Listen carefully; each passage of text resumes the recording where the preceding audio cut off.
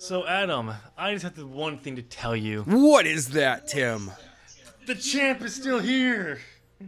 I Uh, mean, not only did I defend this by a draw because we didn't answer questions at Fire for the Fallen, but I beat you at Extreme Rules. Only if you would have picked Seth, Ron, and Becky, you would have tied, we would have gone to the questions, and you would have won once again, broken the draw. But no, you didn't. So the champ is here. Tim, I only have one thing to say to you. Hey, editor, What's just that? hit those intro music. Wait, what?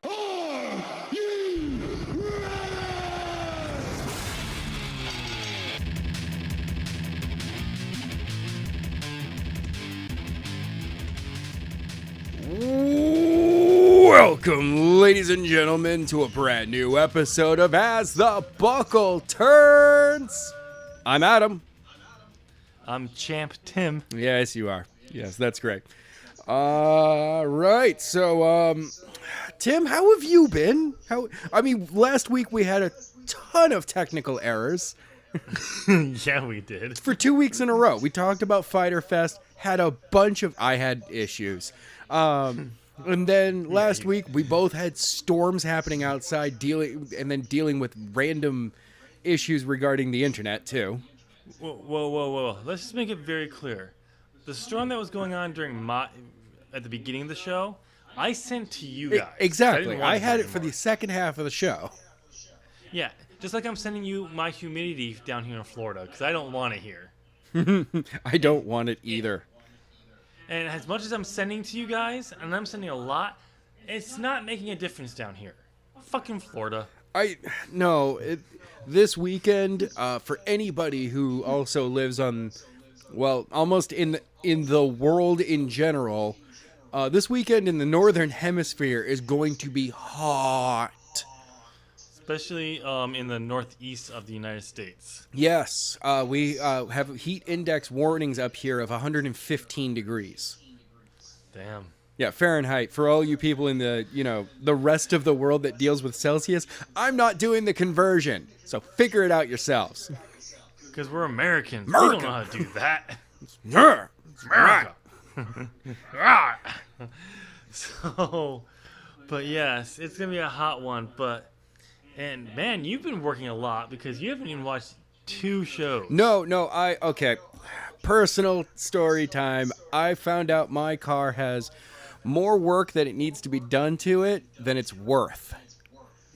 So I am now officially on the hunt for a new car. But what I had been originally doing all this overtime at my day job was so I could buy a new computer so all of my editing software and my new equipment could work with it.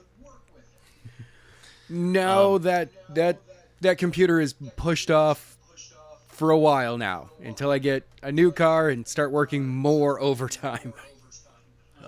Adam? Yeah. You having your car needing a lot more work than it's worth can't be new to you. Just looking at that piece of shit. Oh, yeah. Dude. Yeah, I went there. Silver Lightning was actually a good car and it worked for me I've had it for 8 years now. Well, for 8 years, for what it looked like, for as much of a piece of Dude. it was still in good shape, unlike your face. Oh! See, I knew you were going to try to throw a face joke in there at some point. Oh yeah, but this is what I do. But yes, ladies and gentlemen, the champ is still here. We actually drew. Yes. We actually technically, if Adam would have picked one match for Extreme Rules, we would have drawn twice, and he would have won it in the questions. Yep. We actually have a draw on Fight for the Fallen because while I had questions, I forgot to ask them because we had to wrap up really quickly at the end. Yeah, I So saw the questions afterwards, and I was like, well, crap. Yeah. I was going through it as I was watching the show. I was going through and checking off the who won, and I was like, "Oh, we didn't do the questions." No, we were I also hope we don't running draw. really late on the show. Yeah, I'm like, I hope we don't have a draw. And guess what happened? We had a draw. We have a draw. So, but yes, definitely go out, check out Fight for the Fallen. It was definitely a good show. It was not AEW's best show. No, but I mean, at the same time, though, much like how NXT can have technically for NXT a bad takeover, and it will still probably be better than the WWE show that follows it. Oh yeah. So this show, if it was a WWE show, would have blown people away. Some of the moments that happened there were incredible. Oh yeah. Hopefully, this give a shout out there to Dr. Britt Baker. Hope she'll be recovering fast because she did get concussed during the match. Mm-hmm. And there's a spot where it's probably where it happened was when she had to tag in Rio, her tag partner. She ended up trying to tag in Brie Priestley, who was in the opposite corner. Yeah, I saw that clip. She, what was it? She kicked out and then went to the wrong corner completely.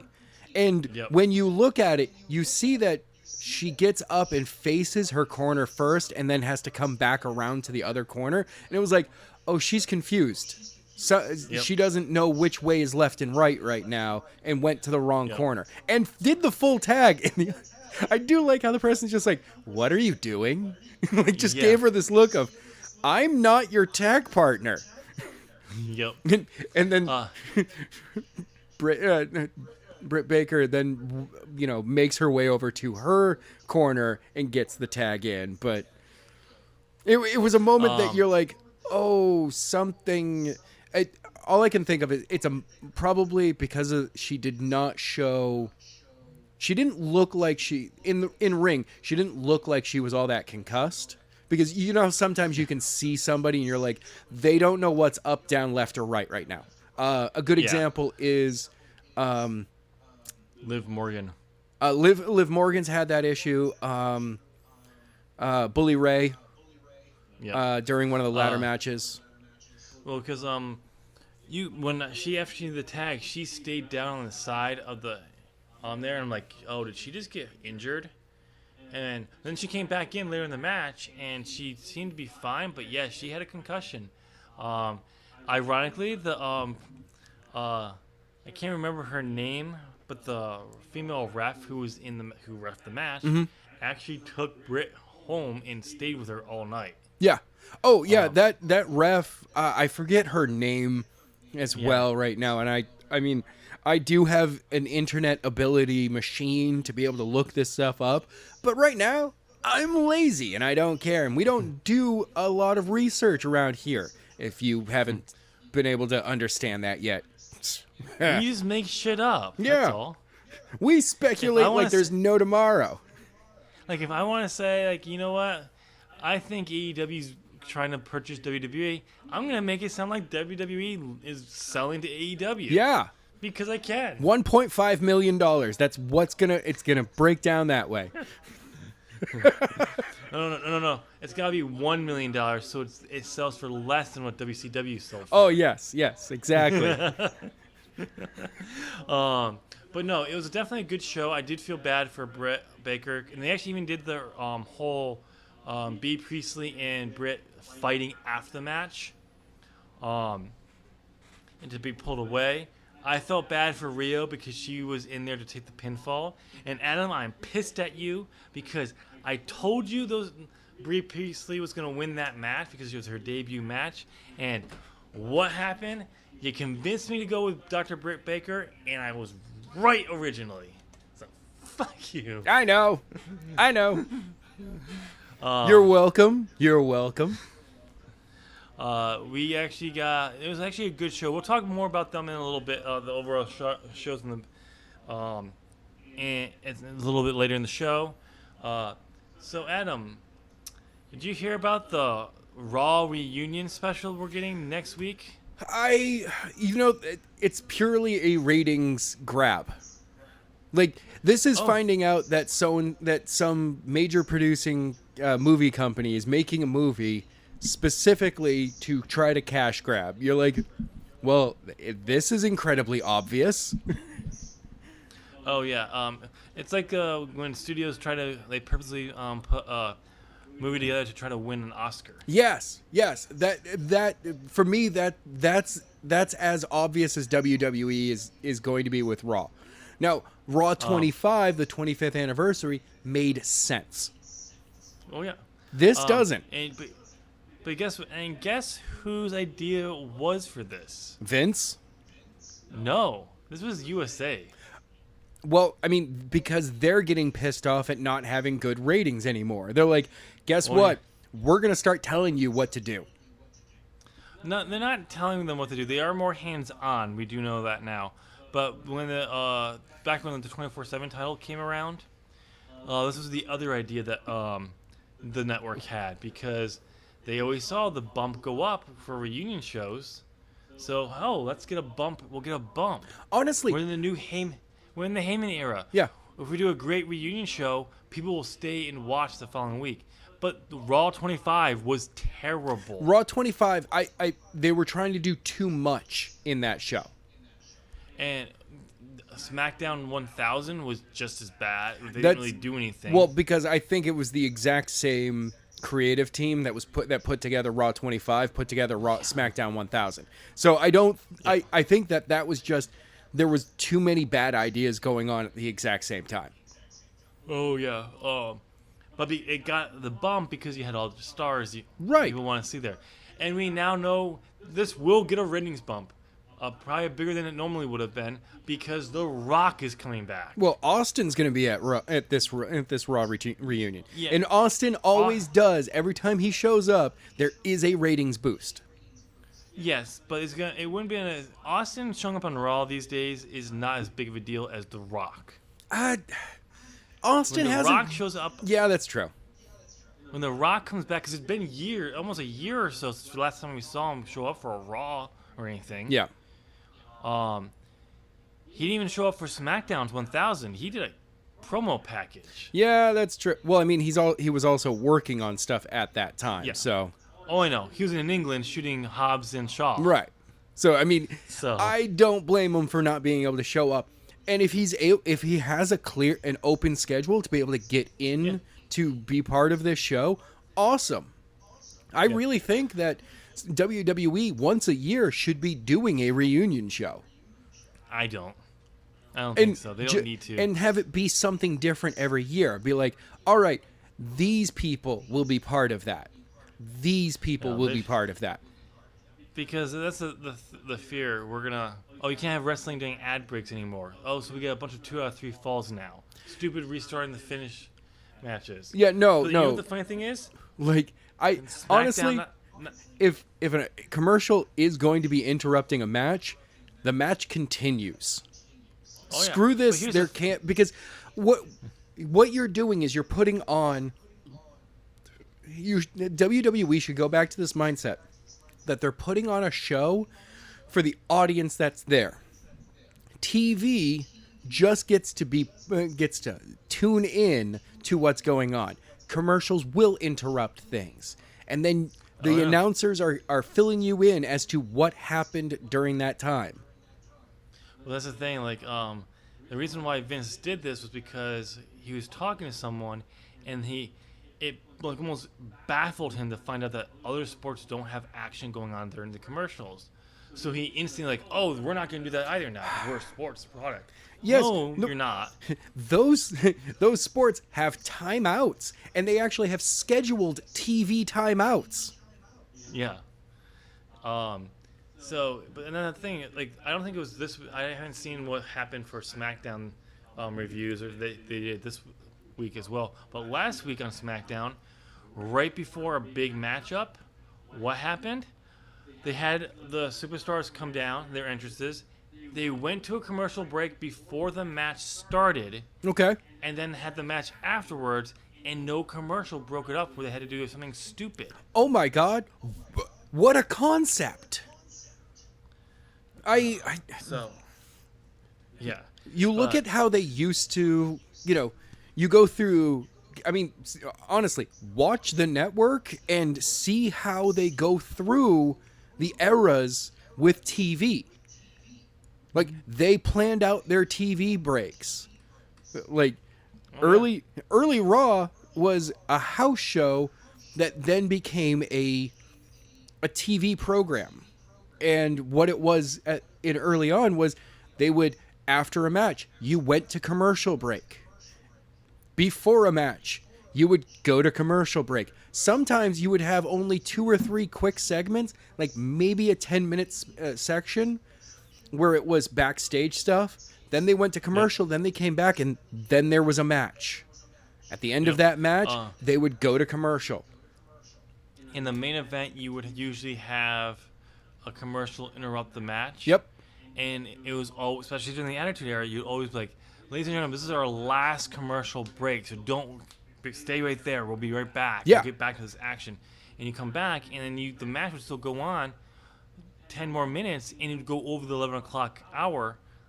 And it's like, we don't have to do any more commercials because we're past that. Like, we're staying with this. And that was awesome. Yep.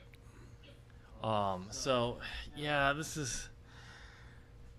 it'll be interesting to see what they do, but hopefully they'll figure out this whole not wrestling commercial break during thing will just stop. It's dumb.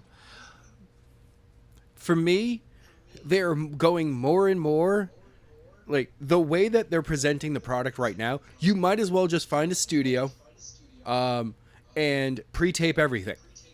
Might as well. Yeah. Because it's become so centered around how to produce a TV show that you shouldn't have, like, you should have a live audience, but outside of that, they're not fully, like, they don't seem to understand how to write a wrestling show for TV anymore. Yeah. And, like, which is really weird because earlier on, when they actually seemed to do it relatively well, it wasn't TV writers in there. It was it was a bunch of wrestlers who were like, well, here's our break. You can put a commercial there. Here's another break time. Put a commercial there. All right, well, this match is going to go past our we have 17 minutes of airtime before we have to have another commercial. So this match has to be under 10 minutes to fit it all in. Well, oops, it went a little long. All right, throw the commercial in this time. Book the match. Book that 30 to 1 minute to a ton of rest holds. Or, a couple of submission, or not a lot of major action. It'll be a little bit of chain wrestling for the audience, and then we'll get right back into the main action again. Yeah, it's dumb. So on SmackDown this week, we have yet again do not have Eric Bischoff at the arena. From what I have heard this week, he doesn't have creative control over the product. I'm starting to think that he is actually just a liaison between the network and SmackDown itself. No, the reason why he wasn't there this week was because he moved his entire family from Wyoming to Connecticut. Oh. So that makes more sense. So he could be closer to the headquarters for the job. Okay, that makes way more sense. So he's actually, because I guess one of his tweets this week was this is my buddy trying to navigate the streets of Stanford. Yeah. Something like that. So Eric, good luck with any of navigating any streets in any town in New England. We built them upon old farming roads. So it was, well, see, you go in a straight line until you run into something that you can't immediately run over or chop out of your way. Okay, so this hill. Yep, we're going to go around this hill. This one we can get the cart up. We'll get the cart up and over this hill. Yeah, all of those streets are still the same way. Yep, and when they can't go over or through something, they go around it, and it takes... They don't just do the simple way around it. Oh, no. They take the longest way around it. Oh, of course. because it was the easiest at the time. Yep. So it's just funny, but so I'm assuming we'll probably start to see his fingerprints show up next week, Probably. going forward. But speaking of SmackDown, man, the Omni-Shame stable grew like 1,000 people this week. The what stable? The Omni-Shame. Oh, the band of heels that do surround Shane McMahon himself. Yep. So we get a town hall meeting. No one wants to open up their mic, so we get heels talking. So then we get baby faces who come out and start talking about it. Then you get Charlotte, who basically kisses Shane's ass up and down. Oh yeah. I think she was Frenching it too at one point. She was making sure those cheeks were well buttered. That way they could go down easy. Yep. Look, honestly, Charlotte Flair herself is a really nice person, and good on her and being in the position that she's in. Much like Triple H when he dominated the scene in the early 2000s. Good on him. He got himself into a position that he could excel in. Same with Charlotte. Charlotte Flair, the character. Oh my God, I hate the bitch. Yeah. And then we got someone we haven't seen on seen on SmackDown since the shakeup. Apollo Liv Crews. Liv Morgan interrupts. I know. Charlotte and gets in her face and talks about how people practically agree with Owen's comments. Oh, Buddy Murphy, who shows up finally. I gotta interrupt. He says Owens keep his name out of his mouth or he'll slap it out of there. And then I find it funny when people started bitching and complaining about Shane, he has their mic cut off. Yep. Oh yeah. And then we get a rematch between Dolph Ziggler and Owens rematch because which I thought the matchup was great for the Extreme Rules. Okay, between the ropes, Dolph Ziggler is good. He's a solid wrestler. He should have a position higher than he does within the power rankings. Yep. Dolph Ziggler, the character, is the most bland thing I've ever seen, and I don't know if it's a situation where creative doesn't know what to do with him, or he is doing the absolute best with a pile of shit given to him by creative. I'm gonna go with the lateral. Okay, but he's not the most dullest person I've ever seen. Remember, we had John Cena, Robot Cena, for the longest time. Oh yeah, and that was dull. It was hit catchphrase, say, thank the fans. Hustle, loyalty, respect. Yeah, it was bad. Pose, and then leave the ring. So maybe kick ass. But we get the rematch. The match of the Extreme Rules was great because the match starts, Owens hits a stunner, and that's it. Yep. And it was great. Owens grabs a mic, and then he goes on a rant again because there's no one here to cut my mic this time because Shane lost it in the opening match. So that was great. It'll be interesting to see where they go with this. I definitely think we're going to get Shane and Owens at SummerSlam. I mean, it makes sense. And that should be where Shane gets written off TV. I want Shane, at the very least, to be written off TV for a while. Yeah. I'm not talking about it. Because I would love for them to get I would love for them to also have another program going into WrestleMania. No. I don't want to see him back. Well, I want the old school Shane, after disappearing, is pulling strings in the background. Well, that's fine. KO is attacked and built up as a babyface going into the Royal Rumble. That way, he's attacked over and over again by different people, but it's always a heel. And then you find out after in the build up to into Mania that it was Shane. It was me, Kevin. It was Shane all along. that kind of throwback a little bit. You know, it's we instead of Vince and Steve, it's Shane and Kevin. I don't want to see them have a feud at WrestleMania again, because I want Shane, when he gets written off TV, I want him off TV for a year, at least. I don't see that happening. I'm sorry. Oh, either do I, but that's what I want. Like, a reasonable bet would be that from SummerSlam to, sadly, Survivor Series, he'll be off TV, which is, August, September. Let's see, September, October. Oh, about 3 months. Yeah. I was giving him all the way until February to come back. And we know it's WWE. Vince will somehow convince somebody that Shane needs to be back on in November. And it'll be the build up to into Survivor Series. So it will be like a month and a half that he'll be off the air. The ratings dipped that one day he wasn't on. Put him back on. Yeah. Well, yeah, Vince. We also didn't have Roman Reigns, John Cena, Drew McIntyre, Seth Rollins, Kofi Kingston on that same show. We had a WWE Championship match that night. Yeah.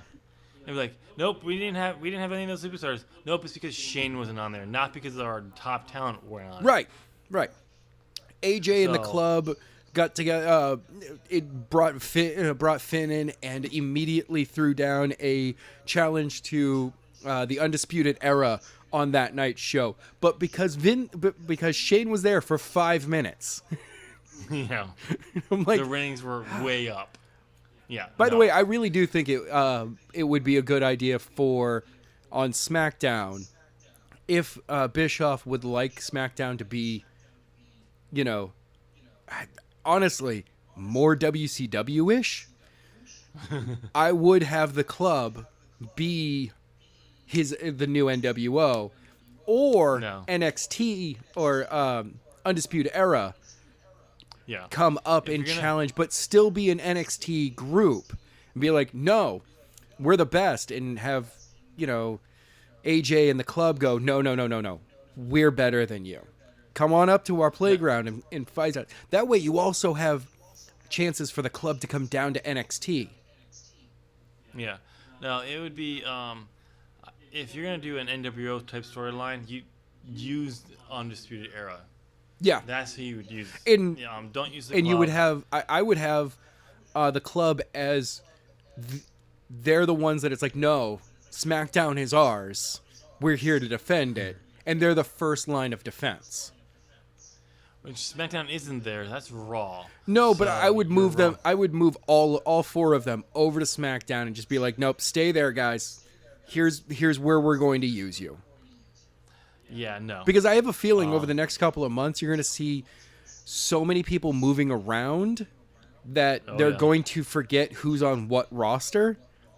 And next thing you know, you're going to have something like The Club on SmackDown every week over and over again. And someone going, aren't 3 of the members on Raw?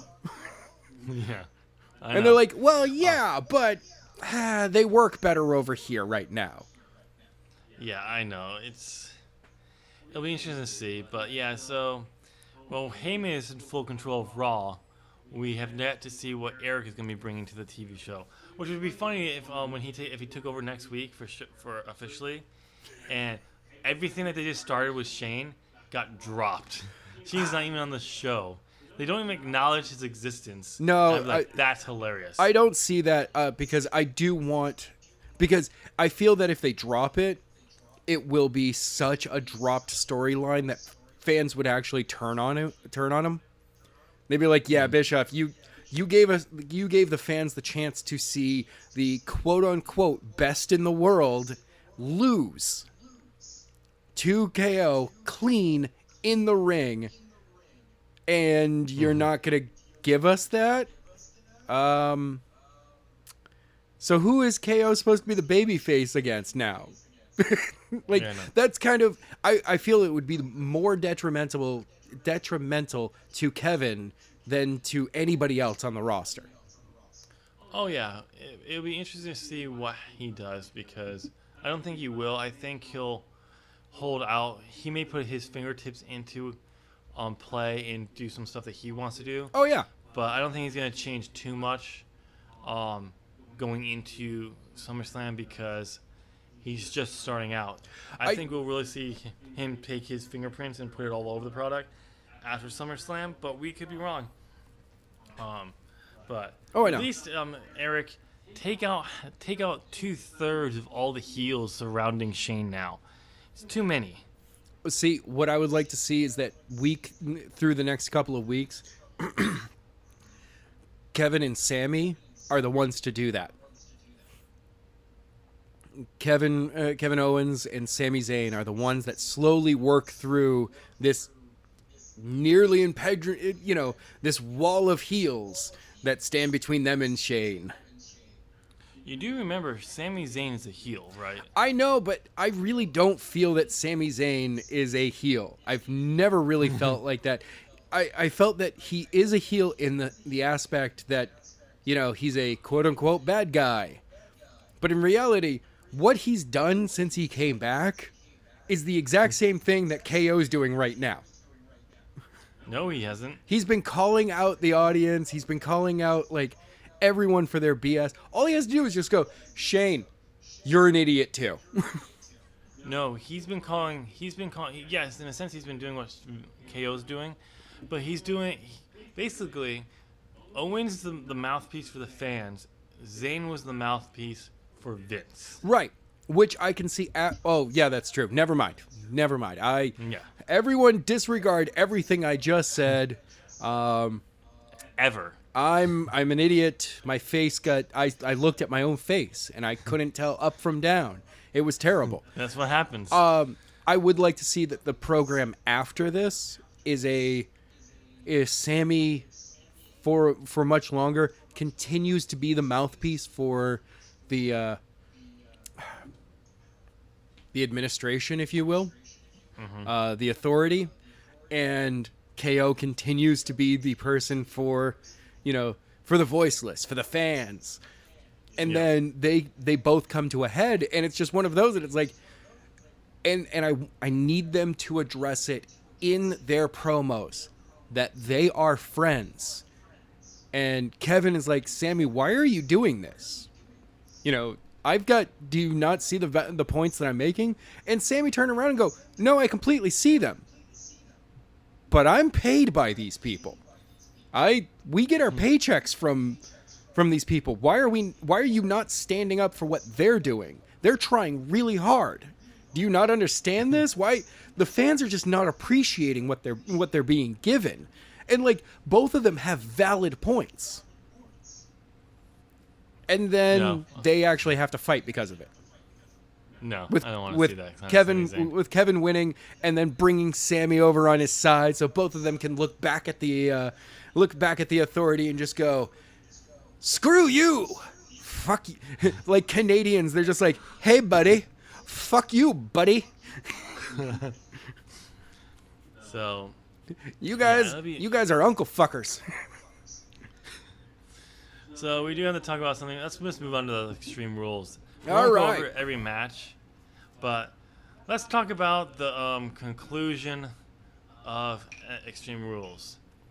The match that won me the card, Seth and Becky won after Becky ate an end of days. Oh, by the way, on Raw, when they were going through all of the highlights, they did not show that. And they did not acknowledge it at all. I'm like, look, if you're going to have it happen, people need to talk about it, especially since it's such a big thing.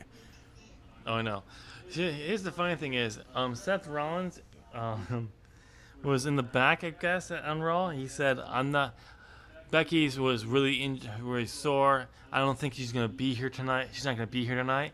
And the very next person right after this segment is Becky Lynch coming out to the ring.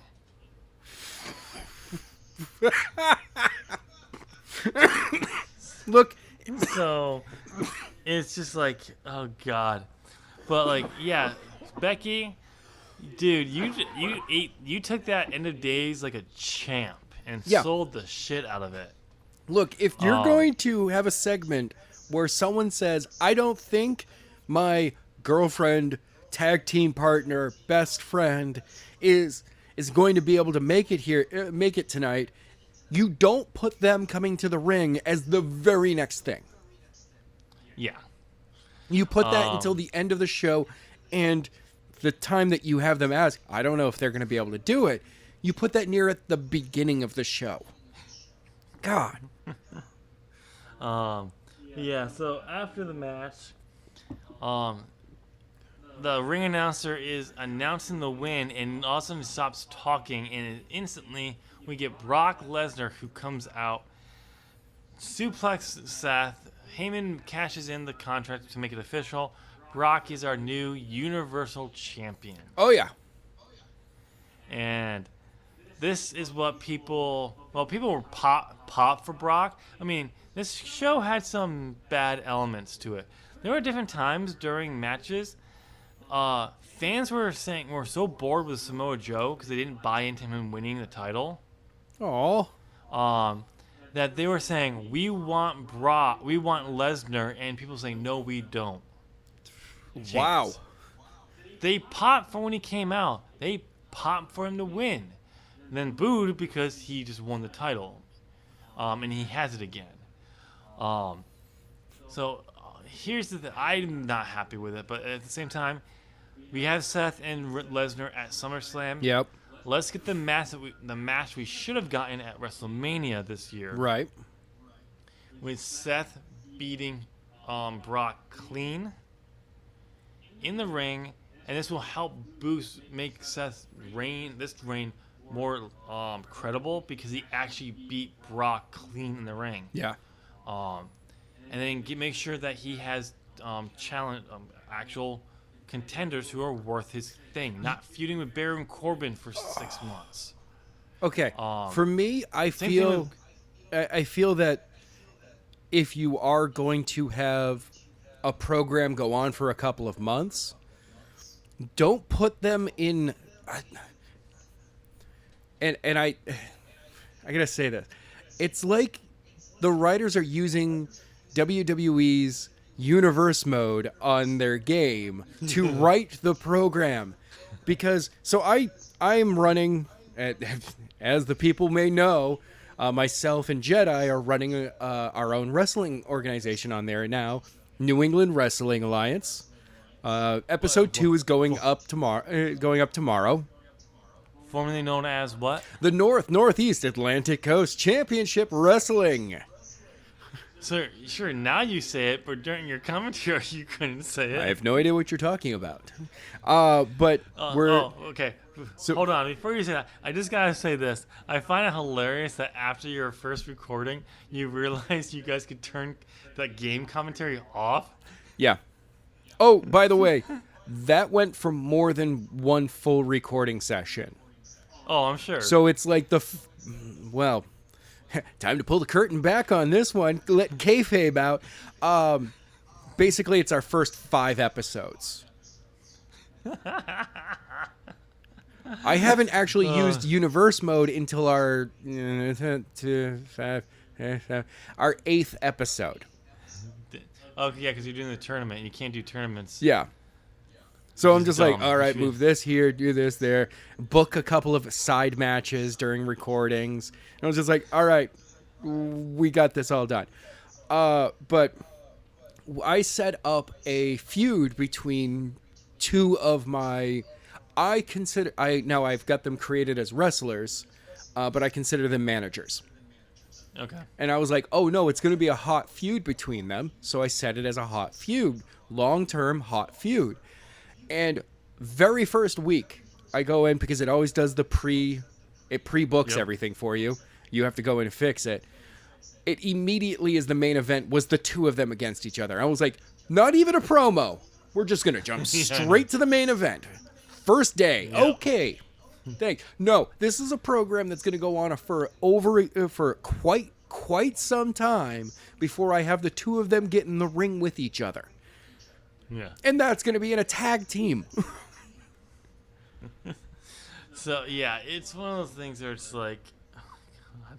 But yeah, no, like Hopefully I we'll look get at it and I'm just like, so you guys just throw whoever at the champion, and it's been working this way for how long? You have people that are getting over with the crowd, and you're not giving them a, I mean, we call it a push. What we're asking for is for people to just be used. Yeah. So you're not going to use them, and then when they don't get used, and then the fans start getting cool on them, then suddenly you start using them, and we're like, what's going on? And then because we're confused, you stop using them again. And I'm like, who's writing your programming? They don't... Oh, no. They're... Instead of reacting week to week as to how things are working, it seems like they are reacting about a month late. Oh, yeah. So, well, the Extreme Rules wasn't a bad show. No. There were some spots there. The Bailey, Alexa Bliss, and Nikki segment match was okay. I mean, the audience were high on Undertaker and Roman, which, by the way, Taker looked awesome in this matchup. I heard that. I actually heard that Shane was the weakest, the weakest in the ring for the entire thing, which is really sad because you would expect that this matchup would be Roman heavy to keep Taker safe and hide any flaws he has right now. Instead, the entire thing was like, it just kind of seemed that like Shane was the one way out of his element. Yep. And this match, the finish of this match had the best shot of the night. I believe Undertaker just hit a choke slam on Shane. Okay. And he's doing his whole he's gonna put him away, and you just see over his left shoulder, there's a lot of space there, and all of a sudden you just see Drew McIntyre's head just rise up slowly, like he's and the Taker has no clue he's there.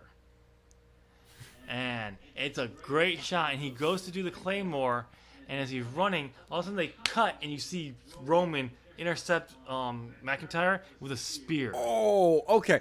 I was thinking that it was going to be because I have not seen this yet.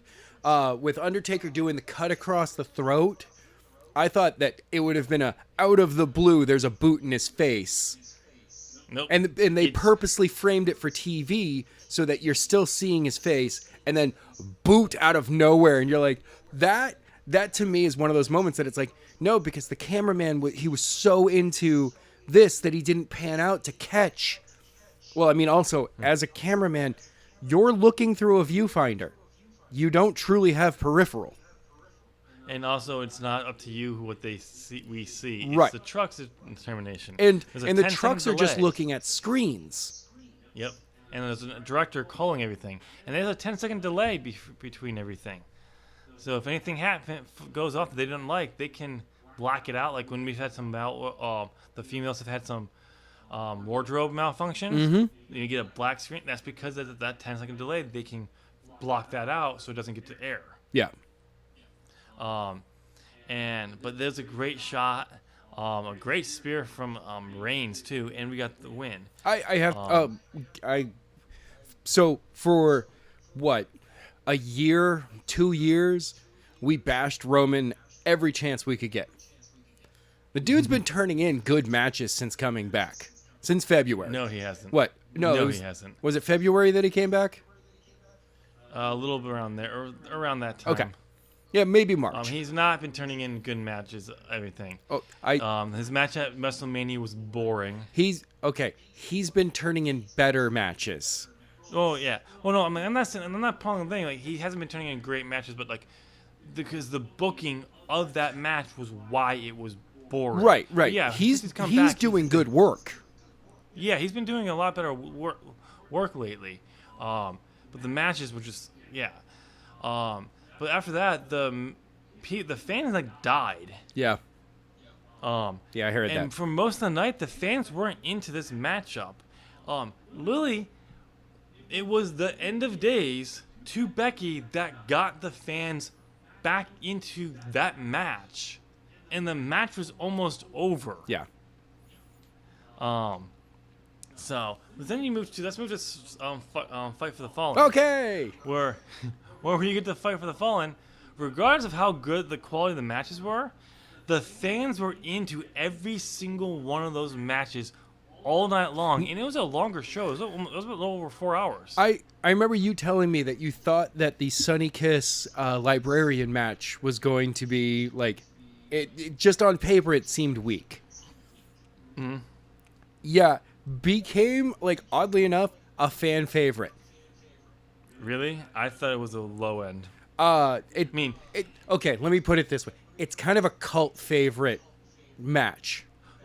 Let me put let me get, don't get me wrong, Sunny Kiss did great in the match, but it was not I'm glad it wasn't on the main show, but at the same time when you're doing a buy-in, your whole purpose of your pre-show was to buy in. No. But that's just me. Part of every pre-show is matches that I consider the pre-show kind of the B-sides for an album. You go, all right, well, you would have made it onto the actual release album, but you weren't that good. Well, no. Or there was something that's better. That's what WWE does. Well, yes. But AEW uses it to get them to buy the pay-per-view. So you need to have better matches, or at least one good matchup. Well, so this pay-per-view, though, was free. In the States. Yes. Everywhere else, it was paid for. You had to buy it. Oh, yeah, that's true. So, but don't get me wrong. The tag team match between Britt Baker and Rio B. Priestley, and I can't remember the other girl's name. That ended the taping, ended the buy-in, was exactly what you want it needed to be. It worked. It was like a better matchup for it, but we need to make sure you have enough of the stuff in there to do it. But overall, this match was great. I loved how okay, first off, I'm going to keep saying this until they stop doing this. What's that?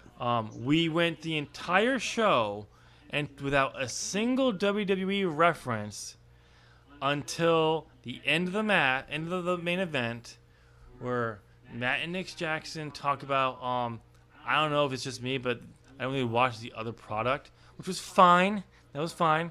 But then they got on their whole you can't counter program this thing. And I was like, stop acknowledging WWE. That one they had to do, man. That one because of the fact that WWE purposely. Oh, by the way, I also found out that the Evolve show, once WWE found out that when Fight for the Fallen was going on, because the Evolve show was already planned.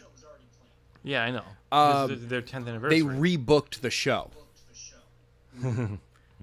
to have like a bunch of bigger name NXT stars at that show. Yeah, because they all came from Evolve. Yeah, but originally it was supposed to just they weren't going to be having matches. They were going to make appearances, and then it turned into all of them have matches here. Oh, I know. So, but no, like they didn't. I don't care. No, they didn't have to say that. They could have just said like, you know what? Did a little promo, bring out the people to show that they are donating $150,000 for those who are victims of gun violence. Yep. And just saying, if you had to say something, just saying, this is what AEW is all about. What's everyone else about? And you could something along that lines, and you would have been fine. You're like, see, because the next thing people were thinking, like, oh yeah, when was the last time we saw WWE actually bring money to a charitable that wasn't someone they already had a partnership with? Yeah, partnership. They donate to breast cancer. I can't remember the name. Yeah, but they don't do an event for it. No, but Like, they donate it, and Everyone wears pink, one raw. Yeah, they'll talk about them all the time, and I do know they do donate, I believe, to them. Oh yeah. But when was the last time you actually did something that was you have a partnership? We know this. Go do something like that for someone you've never done anything for. And actually give money from your ticket sales to them that night. Yeah, WWE won't do that. So it's just one of those things where it's like, I'm just getting sick and tired of them. Every single show, they have to make some kind of comment about WWE. Stop it. I don't know what you're talking about because on this week's Being the Elite, they were talking about, it was the Young Bucks again. They were like, man, we have such better storylines, because it was the librarians talking to each other. And it's, they were filming it, and then they stopped filming, and they're like, all right, cut. And they were like, okay, thanks guys. I think we have great footage here. And Matt turns to Nick and he's like, dude, we have such better storylines than that WWF company. And the best part of that joke was then straight down to the comment section. It was, yeah, a couple of people were like, yeah, we haven't seen good storylines from the World Wildlife Foundation in so long. See, I don't have a problem with them doing that on Being the Elite, because that's their own stuff. Being the Elite, the Road 2 series, I have no problem with them taking shots there. It's on I don't want it. I want anything that's specifically associated for AEW. So, Being the Elite Road is. It's technically is because they work for it. They do stuff about it, but like the Road to All Out, no, don't do that there. Because Being Elite was around before AEW. Well, yeah, so but they transferred the channel right into it's a slight behind the scenes, and it promotes storyline. It's more of the comedy than the Road 2 series. Yeah, I know that. I don't have a really problem, because I don't think that there's gonna be as many people of the fans who will be tuning in and watching the TV show are gonna be watching that as much. I don't have a problem there. You surprise me, sir. You make me flabbergasted. When you're doing stuff specifically for AEW, Road to All Out, one of your pay-per-views, just leave it the talk about WWE off it, because how did Vince McMahon beat WCW in the long run? Because they acknowledged WCW for a little while. Oh, and that's right. Then they stopped acknowledging them and just focused on themselves. Oh, and look, they won. Yeah. WCW couldn't stop acknowledging WWE.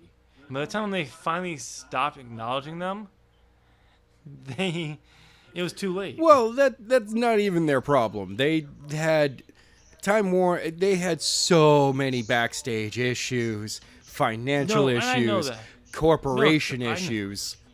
No, I know that, but like at the same time, when you look at that, Vince stopped focusing on WCW and comments and stuff like that, and focused on the product, and it just got way better. Yeah. This is what AEW needs to do. Stop ditching. Every so once in a great while, you throw a little zinger out there. Fine. You may get veiled though. You throw a zinger out there every so often, but we've had 3 major shows from them, and every one they could not resist saying something. Stop. I'm getting sick and tired of it. It's getting to the point where I don't want to watch your product because of you doing that. It's not even. It's one little thing at the show. Yeah, but that's annoying. Like That's really petty, dude. Because you don't need to do it. Like, if that's going to be the thing that makes you not watch their programming, you're going to be the only wrestling fan that doesn't like watching wrestling. No, I mean... Because you don't like the WWE product, and AEW making any mention of WWE makes you not want to watch their programming, and you don't watch New Japan or Ring of Honor. You'll be the one wrestling fan that's like, I hate watching WWE, but I do it. I don't like watching AEW because they do this, so I don't watch them at all. I hate my own existence. I am going to watch something that I dislike, and something that I probably do like, I'm not going to watch it because of one 5-second clip every week. It's not even just that. It's just because they go out of their way to when they could. It's that simple not to do it, and they do it anyway. And it's just you don't need to do it. All right. I mean, they'd have to do a lot more, but it's annoying. Where it's like anytime I see the Matt and Nick Jackson show up on there, it's like I see them grab a microphone. I want to stop, fast forward to it because I know they're gonna make a comment, and it's just like you don't need to do that. All right. Do it on Being the Elite. That's fine. Every so often, like if we went from now until like whatever their next big pay-per-view, like in January or something like that they did, as their big 4. Yeah.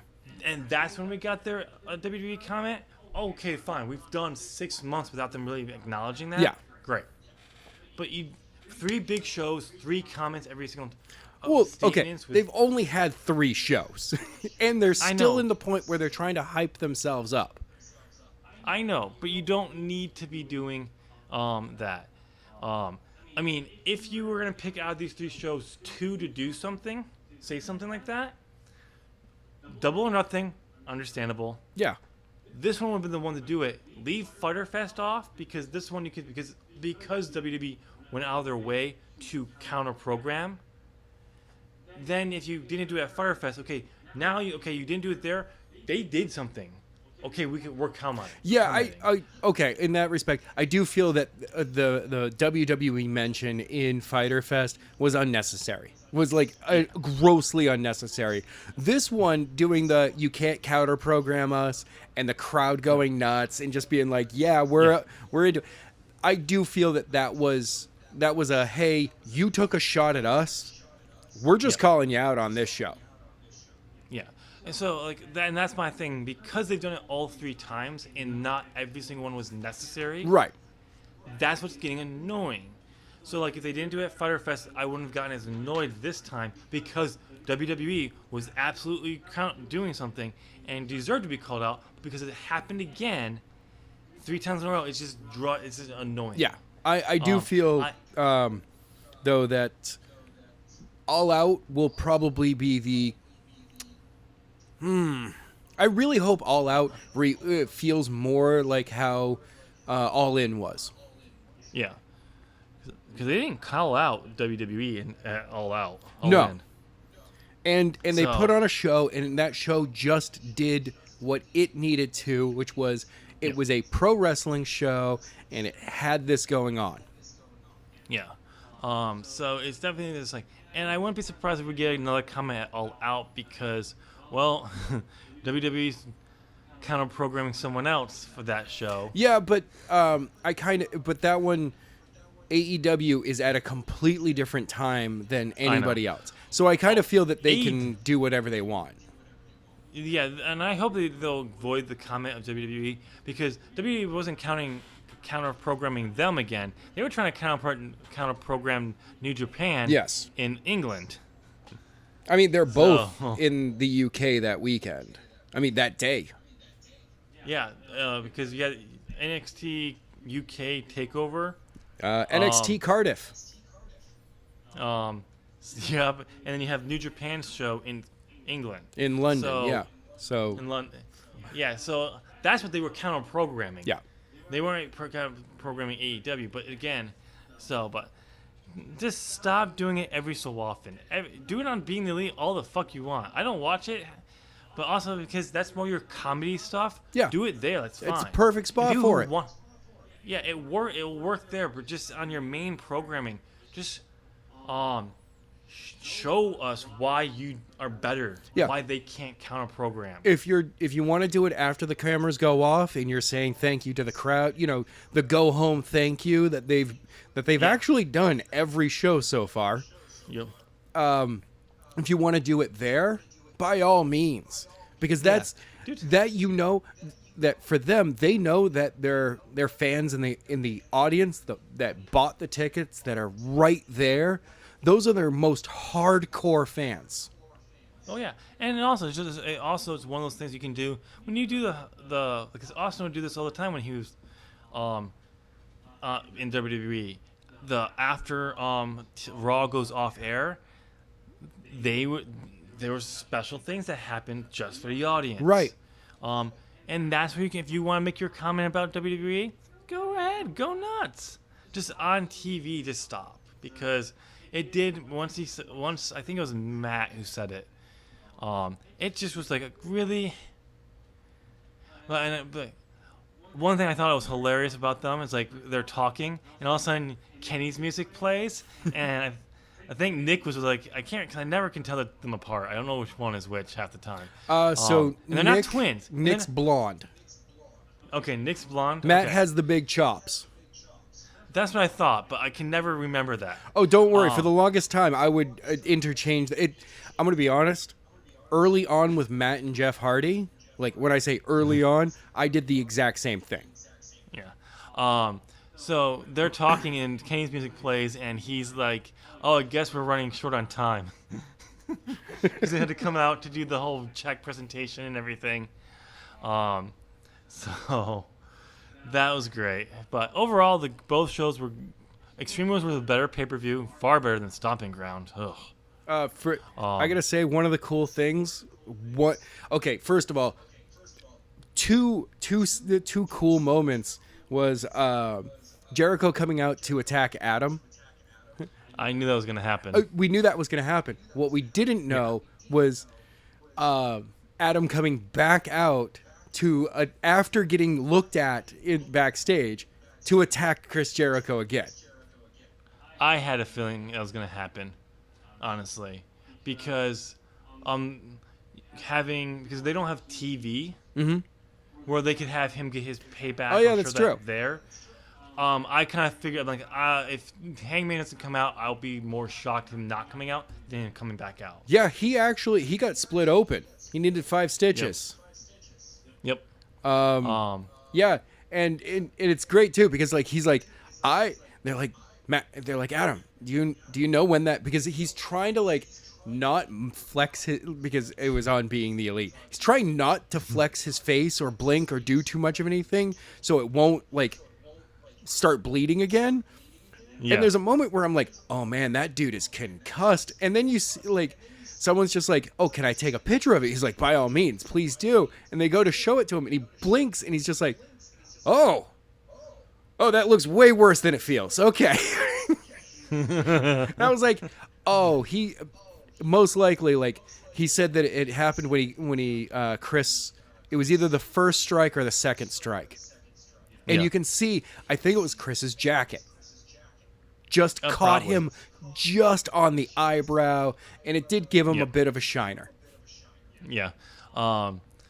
Again, I'm going to say this until I feel differently, but I'm sorry, I don't think Adam Cole is a main eventer yet. You mean Adam Page? His match was good, but wait, did you just say that you don't think that Adam Cole is a main eventer? Adam Page. Wow. You heard it here, folks. Tim said that Adam Cole is not main event picture worthy. Even though we're getting Gargano Adam Cole 3, okay? Yeah. He's not a main eventer in WWE. He's not that level yet. Now NXT is a different story. But no, Adam Page, I just don't see him as a main eventer still. His match was good. I have a feeling that Jericho's going to be the first champion. Oh yeah. And that's who he should be, the first champion. Because you can use Jericho to help elevate. Yeah. I would like Jericho to go on to a feud with somebody else before coming back to Page. And then the second time with Page is when Page takes it. No, I don't. Oh, the win, yes, not the belt. No. I put the belt on him at that point. Because at that point, during the break when Jericho is in a program with somebody else, during that break, you're building Page up. Like he just goes on an absolute win streak and is dominant. Yeah. I don't want to see Page as champ for a while. Cuz I just don't I feel like he's a mid-carder. He's been in with people I don't know every match he's had, the one person who could have helped put him over was Pac. That's who I think you should put him in a program with after he loses to Jericho. Then put Jericho in a program with Pac, where Jericho beats Pac. Page beats Pac. Pac then gets into a program and ends up facing off against Jericho. Jericho retains still. Pac loses. And then you build, and then you have Page was able to beat Pac. Why can't? And then Page finally beats Jericho. No, see if you have to put the belt on Page within a year, it's Pac who should take the belt off of Jericho. Okay. And then Page takes it off from him. Because that would pay off to their match at Wrestle they had in England. Oh yeah. The night before, where Neville, Pac, whatever you want to call him. I'm going with Neville. He's Neville again. He's Pac. Pac. What's next? John Moxley's Dean Ambrose? Yeah. No. Hey, Chris Jericho is still Chris Jericho. Why can't they be? Because Chris Jericho is awesome no matter what. That would be but that way, saying that we have to use Kenny Omega's original name. Actually, I think that was also Kenny Omega. Because by doing that way, you pay off that match there. Yeah. But until I feel otherwise, I don't want to see Adam Page with the world title, because if they had been spent Fyter Fest and this one and putting in a bigger matchup with someone with a bigger name, who could be seen as a top star, Christopher almost. Daniels. Yeah. Cody. Yeah, that would have helped elevate him to make him feel more like a main eventer. But he's been a mid-card, people with mid-card, so he feels like a mid-card. So him going into there, I don't buy him winning that belt at any way, shape, or form. And if he walks out with the belt, that will be just like, no, he's not ready for it. Well, what if he turns in the match that convinces you while watching it to go, he's going to win, and I'm actually at this point excited for him to win? What if that happens? There is no match that he can have at this point that can convince me that he should win that belt. How do you know that? Because I don't buy him. They have not built him up in a way now where his next match is the world title match that convinces me he is a main eventer. If they had built me up, the angle with Jericho helped raise him up a little bit, but only a tad bit. Yeah, nothing that he should have been doing. I feel that the people that they've put him in matches with should have been higher profile. Yeah, and that's what I've been saying this whole time. Like, I understand the Battle Royal thing because the Pac fallout. That's fine. That makes sense. But Fyter Fest, Fight for the Fallen, he should have had bigger names to wrestle, get victories over, so he could say, okay, now he feels like he could actually go in there and actually upstage Jericho. Yeah. Then that angle with Jericho would have helped him even more. But they haven't, so he just feels like a mid-carder who they're... Let me put it this way. In no bad way terms as it sounds, it's like what Vince did with Roman. A guy who couldn't wrestle, but Paige can, who wasn't ready for the main event, got shoved into the main event. Really? Because the difference between the two is that Paige hasn't been built up enough in the last couple of... I mean, not even just the last couple of months. In the last year. He hasn't really been built up enough to convince me that he's main event level. Yeah. And the reason why he's in there is because he's friends with the people who are running the company. Well, that, and I swear that they are hearing something that you and I are not hearing or paying attention to. Like, that there is an undercurrent of support for Adam. Oh, there's definitely a support for it, and he's definitely a future world champion. Oh, Don't yeah. get me wrong. I'm not saying he's never be in the main event. I'm saying all last year he was treated as a low mid-carder in Ring of Honor. And in New Japan, He only ever held a 6-man tag title Yeah. in those two companies. You know who this kind of reminds me of? Who's that? 1995 Austin. Yeah. 95, 94 Austin, where you're like, you've been part of some amazing matches. You're almost there, but you haven't faced off against anybody that really kind of made you jump to the next level. And then what Adam Page needed /needs is the 96 King of the Ring. He needs that moment. No, not even that. He needs his Bret Hart match. Well, yes. Yeah, he needs that. He needs the Bret Hart match. Because when Bret picked Austin for his return to WWE at Survivor Series, that put him on the map. That brought him up. Yep. And then we got the whole. We were building up the whole. We had, what was it? We had King of the Ring. That catchphrase was catching on, but he still wasn't on fire yet. No. Thinking, because what was his match at SummerSlam that year? Do you remember? No. He was on the free for all against Yokozuna. The only thing, the next major thing that is WrestleMania, for me.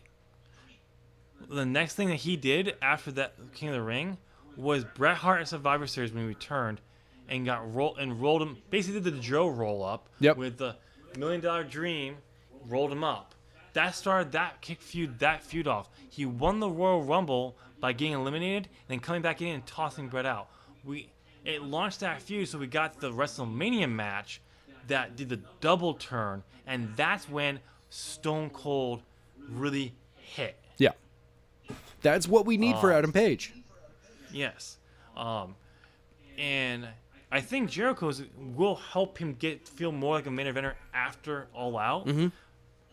But I still, that match could go into where I think, okay, he is closer to, I'll come out of it closer to him being a main eventer. They could have a great matchup, and they could do it in a way where I could be like, okay, now he's starting to feel like that. Or I feel like more like I can be like, okay, he's on the right path. But they could have a match where he's like, okay, he's feeling a main eventer. He's still not there, but he's far closer than he ever has been. That's what I hope for, but I don't think I'm going to get that. I'm going to get him, he's on the path. Okay. Now. All right. That's what I think.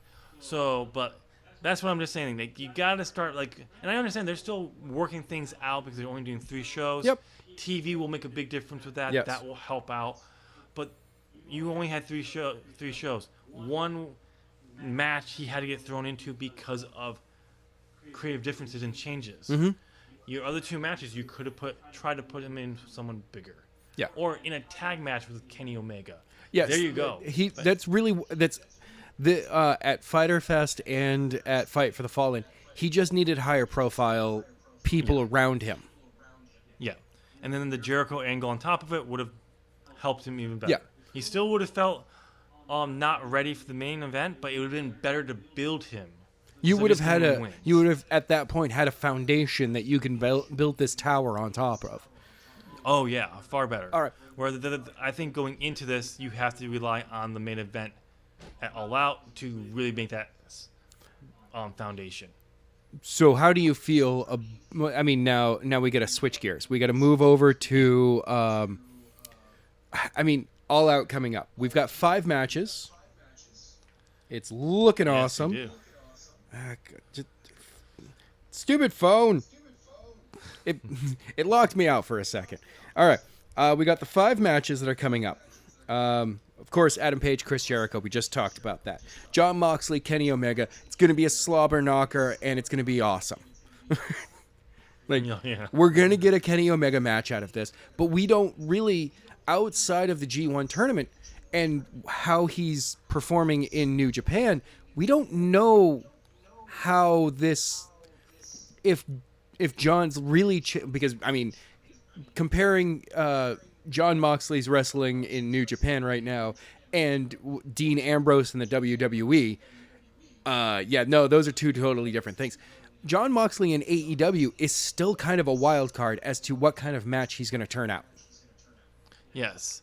And technically, he still doesn't have a win in AEW. No, he doesn't. No, but I mean, because everyone knows that when you have a death match, the most hardcore of hardcore matches, that's not what your match every week is going to be like. No. It's because an unsanctioned match, lights out, after the card officially ended, it doesn't really count as a win. No. So he's he's undefeated, but he still hasn't won a match technically. Yeah. I'm gonna make 2 bold predictions for All Out right now. What? Okay. What? I mean, these don't count. Outside but... of the Jericho Page thing that we've already talked about. Yeah. Moxley's winning. Okay. Kenny's gonna put Moxley over, I feel. All right. Because Moxley's a big star, and he's gonna be that.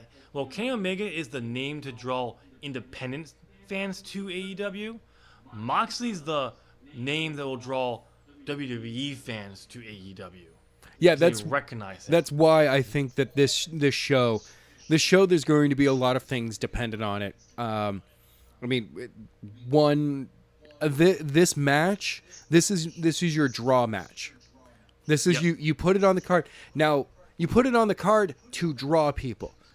Is it going to be your show closer? Probably not.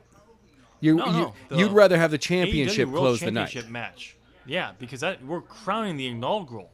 That goes on last. Yep.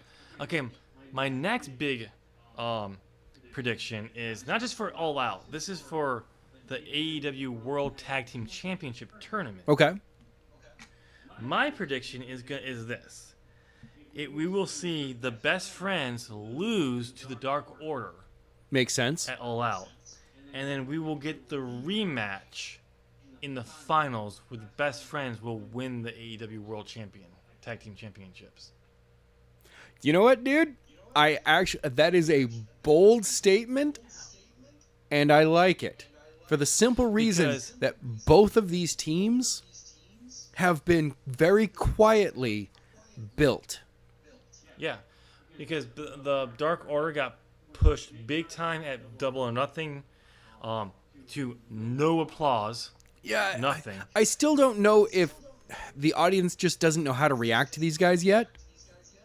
Well, that was Double. We were talking about Double or Nothing, so this was the very first show. Oh yeah, that's true. Oh yeah, That's sorry. what we're talking about. And then Futterfest, they did it again. They still didn't get much of a reaction out of them, but their tag match at Fight for the Fallen, that put them on the map. Yeah. I mean, they could. It wasn't like, oh, they're great. I mean, the dominant tag team. No, it was like it put them on. Like, it helped establish them now. And we got to see what they can do. And because they've been going after the Best Friends, it was obviously that they were going to win the match.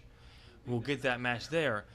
I would be surprised if the Best Friends won, because this is for the first round bye in the tournament.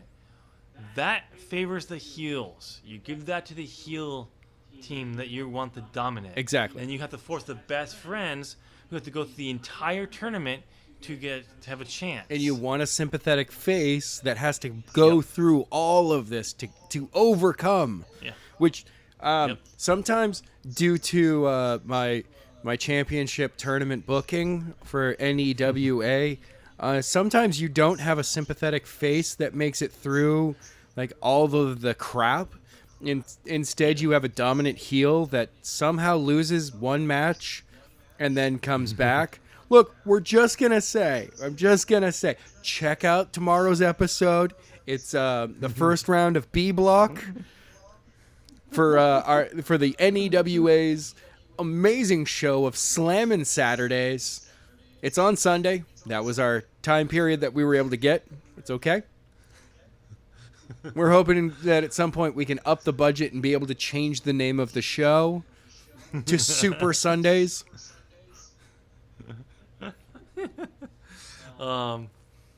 So the multiverse tournament. Yep. Oh, there's dude. I have it's very complicated, and at the same time, really, really simple. But yeah, we also have Shawn Spears versus Cody going into that match. We were apparently going to be getting, which makes sense. And we have the Lucha Brothers versus the Young Bucks for the AAA World Tag Team Championships in a ladder match. Yes. That was offered up. I saw that and I So- was like, all right, that's going to be the action match of the night that everyone expects. Yep. The Cody versus Shawn, I'm going to say might be the show stealer, Yeah. much in the same way that Darby Allin and Cody were a show stealer. I think that's gonna be the sleeper hit. Right. Oh yeah. Sleeper hit. John Moxley and Kenny Omega is gonna be the showstopper. Oh, I think. we know that that's going to be the match that everyone's going to like. You're going to have that mid evening.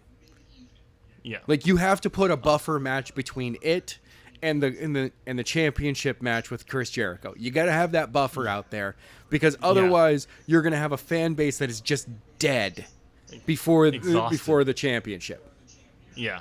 But yeah, it should be a good matchup. And by the way, it was when the Lucha Brothers challenged the Young Bucks into a ladder match at All Out that sealed me knowing that the Young Bucks were winning at All Out. At Fight for the Fallen. I already had a feeling that they were going into when I was starting to watch the show. So this has happened with me in NXT takeovers too, where I've come in there and like, it's always great when I get one of my predictions, and I get that feeling. The match hasn't even started yet, and I'm getting this feeling they're gonna win. The guy's gonna win. Its worst feeling is when it's not my prediction, and I get this feeling. And you're just looking at it going, "Well, shit." That happened a few times with Gagaro and Ciampa. Oh, see, like, crap, Ciampa's winning. I didn't pick him. Like the two of them, you could flip a coin. Like because they were so even. It kind of in the same regards with the upcoming Cole and Gargano. You could flip a coin, and that's exactly who could win. It all comes down to what is going on with Adam Cole after SummerSlam. It's really kind of this. I hope they don't. I hope he doesn't go up. I don't want the Undisputed Era to go up yet. Because here's the thing. I want the Undisputed Era to take all the belts. I want them. What Adam has been saying since the beginning of 2019. 2019 is going to be the year for Undisputed Era, where they're going to be draped in gold. Yeah. You put every single title on every single one of them until WrestleMania. See, I want the same thing. Not necessarily the day after, the week after WrestleMania, they invade the main roster. And it's the club that they are coming after, who are also draped in all the gold. Yeah. Because you don't have to have them all hold the gold till the takeover at WrestleMania. You could have one of them drop the belts, not Adam Cole, but one of them drop the belts at takeover at the Royal Rumble. Yeah, drop the North American title, and then get it back, and then go for they're challenging for the North American again at WrestleMania. See, one thing I would like to see them do, because there was talks of Undisputed Era getting a new member, and it was not a man. Oh. The rumor was because with Baszler being groomed to go to the main roster for the last few months, like basically since WrestleMania, the rumor was that only she was going up, not Schaefer and Duke. So one of the things that they were saying, if those two didn't go up, is that they would split off Schaefer into Undisputed Era because she's married to Roddy. Nice. And Duke would be doing her own thing. They'd take her off TV for a little while and bring her back to something else. What better to do something is pull Schaefer in, put the belt on her, a short run. Yeah, or something. As part of Undisputed. So Undisputed Era literally has all the gold. See, that would be cool.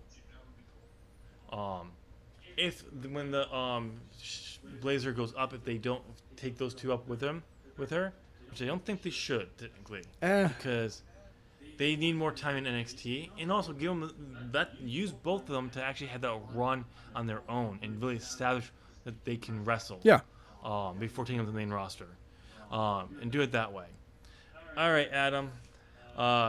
So let's talk about G1 really quickly. Really, I've got like 6 minutes to run down the entire thing. I'm going to try to do it as fast as possible. As of right this second, it's what's today's date again? Today is the 18th. The 18th. Here are your points totals for A block. We have Kenta and Okada in first place. Well, first place, top of the list right now with 6 points each. Then we have Lance Archer and Evil at 4 points each. And then we have Bad Luck Fale, Kota Ibushi, Will Ospreay, Sanada, and Hiroshi Tanahashi all at 2 points. And Zack Sabre without a single point. Like, he's got nothing so far. Poor guy. Yeah. In all of A block, that dude is just, he's not having a good time. No. Over in B block, we have Jon Moxley and Tomohiro Ishii and Juice Robinson all at 4 points. For me, it's I'm more surprised at Juice Robinson right now. No, I'm not, because I think they really see some value in him. Mm-hmm. I don't think we're going to see him in a main event push anytime soon, but I definitely think they want to, because they are trying to go their extension into the U.S. and worldwide, they see him as a star that they can really use in the U.S. So they're going to really push him. Wouldn't be surprised if we saw an intercontinental title run for him in the next year, within the next year. I was literally about to say that I see him in his next step is the intercontinental pitcher. Yeah.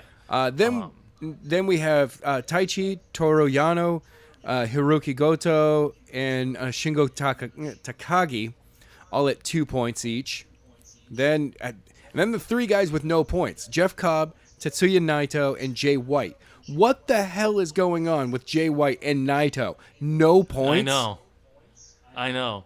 Jay White is just like, I was surprised. He was a champion not that long ago. So who knows? But like, so right now, as it comes to winning blocks, I have won 2 blocks because Adam couldn't remember to put his predictions in. Kind of forgot to put the predictions in. I'm sorry. But, I mean, and actually, out of those 2 ones that you didn't put in, I actually did pretty well. I did 3 out of the 5 correct. Oh, not bad. Not bad. So, I'm looking forward to see what the block today, the 18th, that's going on. The results for that, to see how well I did. Mm-hmm. I did make a change at the last second. One thing we will definitely have to figure out is exactly the start times for these, so we can call off changes. Yeah. At the start of the card, because I'm pretty sure the show was already going on. I don't know the results of it or anything, because but just so we don't have an issue going forward. But yeah, I made a quick change because for some reason I put Bad Luck Fale taking over Okada. I honestly don't think we're gonna get. I don't understand what you would have said. Like, what in your mind would have been going on to be like, Bad Luck Fale is gonna beat Okada. The heavyweight champion is going to lose. Well, last year when we've seen him in the G1 before as the world champion and take losses. Yeah, that is true. That is true. This is a new Okada, so I think that we're going to see a stronger dominant. I honestly think what we'll see is we won't see Okada take a pinfall. This is a prediction until he faces off against Kenta. Makes sense. That actually makes sense. Same with the Kenta. I think Kenta will remain undefeated in this tournament until Okada, and we'll see who gets the win. I think Kenta should be the one that takes that victory, because I think it'd be great to see Kenta and Okada at Wrestle Kingdom 14 for the World Championship. Oh my God, that would actually be really, really, really cool. And really show. And let Kenta show the world what he wasn't able to do in WWE. Yeah, I agree with that. But yeah, that's. So the matches that are going on tonight, can you run those down? I don't actually have those. I just have the blocks. So I will say the names, and Adam can correct me when I horribly butcher these names. Wait, one second. I can bring this. Nope, that's not the card. I have them right here. I'll just go through them. We got Okada versus Bad Luck Fale. Hiroshi Tanahashi versus Zack Sabre Jr. All right. Kota Ibushi versus Will Ospreay. Kenta versus Lance Archer. Eva versus Sonata. So those are the ones really easy for me to say. I've said Hiroshi Tanahashi. I didn't even try to say Okada's first name because I would have butchered that. Kazuchika. Yeah, I would still. I'm not even going to try. So, and then tomorrow, the 19th matchups, we have Juice Robinson versus Jeff Cobb. Tomohiro Okay, let me just do these for you, okay, man? Yeah. Tomohiro Ishii versus Jon Moxley. Yes. Toru Yano versus Jay White, where probably Jay's going to lose again. That's another one I changed. Hiroki Goto versus Tetsuya Naito. And then Shingo Takagi versus Taichi. I'm changing. No, I'll keep that one. See, I'm going to change. I'm going to be on. Naito, do you know how I've gotten used to pronouncing Japanese names? Yeah. By watching anime. Of course. That's it.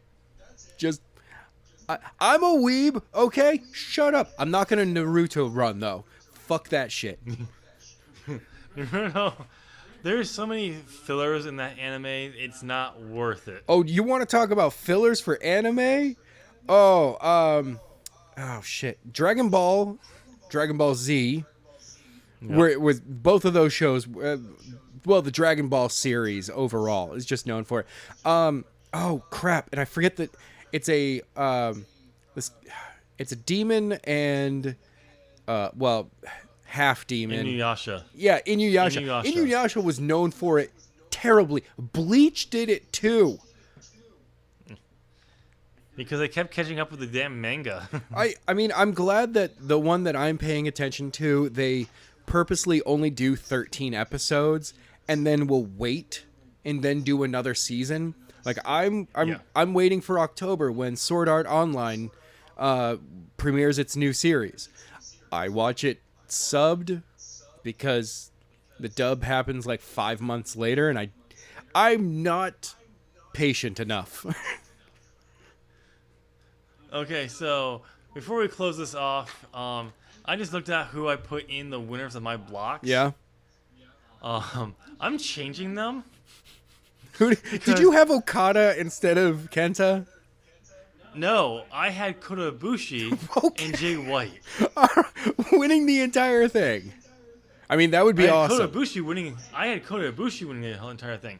And Kota Ibushi could still win because he's not completely out of it. Yeah. But I don't think this so. I'm going to have to think through this again. Okay. And put my winners because I was like, I looked at them like, yeah, not the way they're going. All right. Well, we should probably wrap up the show, though. Oh, fine. Yeah. Be bossy, why don't you? You know what? I'm tired, man. I just want to get some sleep. No sleep for you. I know. Anyways, ladies and gentlemen, let us know down in the comment section what you thought of Fight for the Fallen and Extreme Rules. Which one was the better show? What did you think of Heyman's first episode of Raw where he was in full control? And do you think we'll see Eric Bischoff take full control as of next week? Or will we actually just start to see, will he gradually take over and wait till SummerSlam? Let us know down in the comments. While you're at that, just give us a thumbs up. We've been listening to us talk for an hour and a half now. Just go and give us a thumbs up. Try looking at Adam's face for that long. I'm surprised I'm not blind. And as you're heading down to make that comment after the thumbs up, go ahead and hit that subscribe button. Ding! Ring the bell. Ding, ding! And get bent. Woo!